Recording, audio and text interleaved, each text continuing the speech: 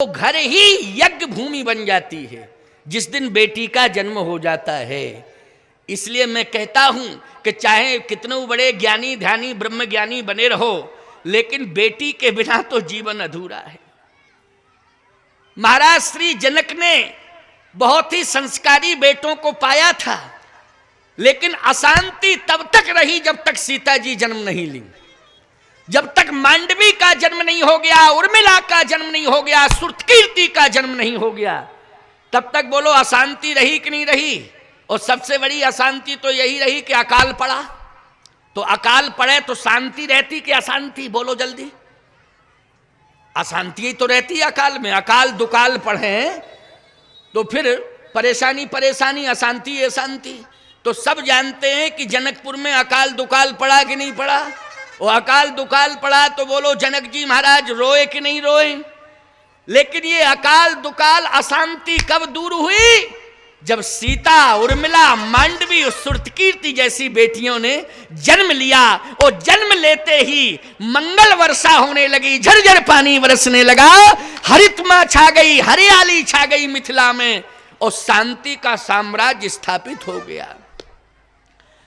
सावधान। जनक से पूछा गया, जनक से पूछा गया कि आपके घर में बेटी सीता आई हैं, ये क्या है, इनका परिचय दो। तो जनक जी ने कहा ये मेरे पुण्य हैं। क्या है ये मेरे पुण्य हैं। और दशरथ जी से पूछा गया कि आपके घर में राम आ गए, तो दशरथ जी बोले राम हमारे जीवन के पुण्य हैं। अच्छा, इसका मतलब ये है कि संतान बोलो भैया पुण्य के रूप में होती है कि नहीं होती है। किस रूप में होती है, पुण्य के रूप में होती। भाई हम नहीं कह रहे इस बात को, अगर तुमको शिकायत है तो जनक जी से कहो ना जाके कि क्यों अपनी बेटी को पुण्य मान रहे हो। दशरथ जी से कहो क्यों अपने बेटे को पुण्य मान रहे हो।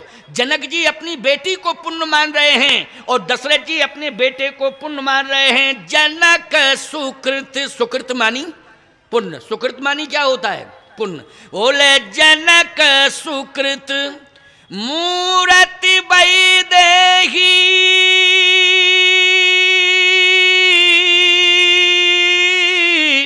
और दशरथ सुकृत राम धरि देही।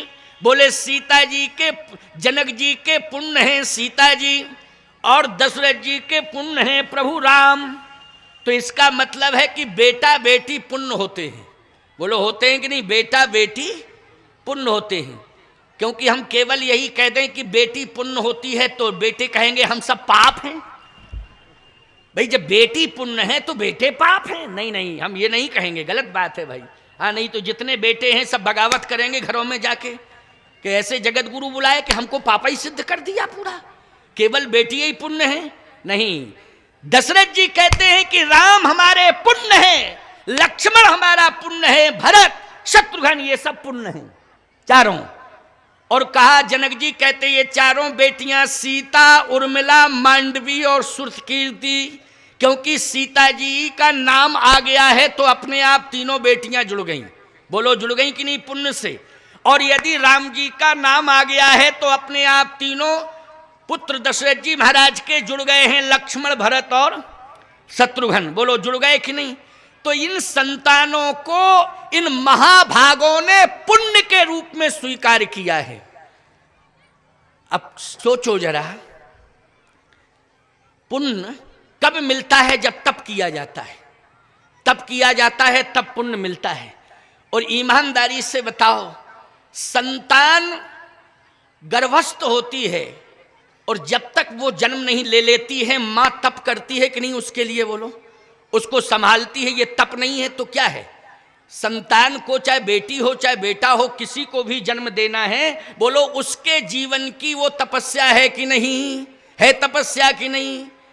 अब एक बात का ध्यान रखना, इसलिए कह रहा हूं कि जब संतान के जन्म का समय आ जाए उस समय पति पत्नी को सावधान होने की आवश्यकता है। पति पत्नी को अपने विचारों में अनुकूलता लाने की जरूरत है।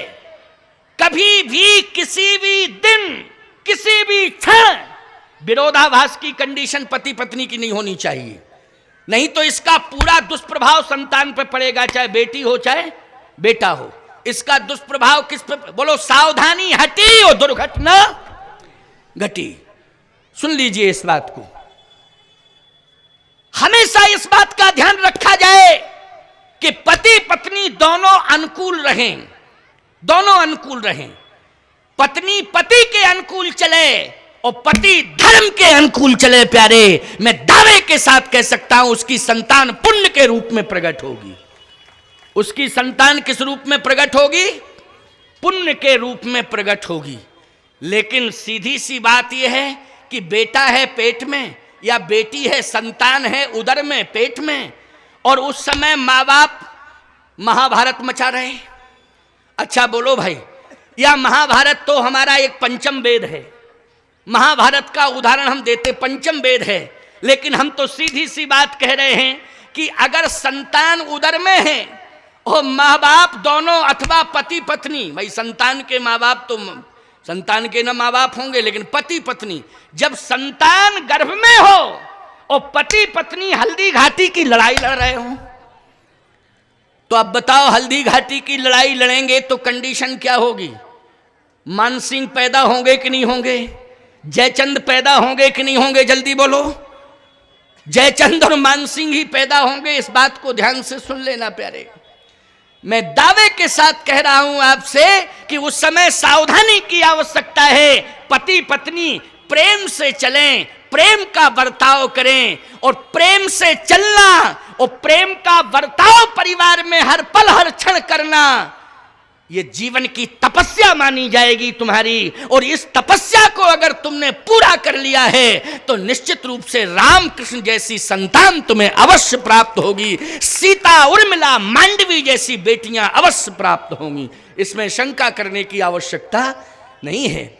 महाराज श्री दशरथ के यहाँ क्या हो रहा है? तब राम लक्ष्मण भरत शत्रुघ्न ये चारों आए, बोले कौशल्यादि नारी प्रिय सब आचरण पुनीत, ओ पति अनुकूल प्रेम दृढ़ हरिपद कमल विनीत।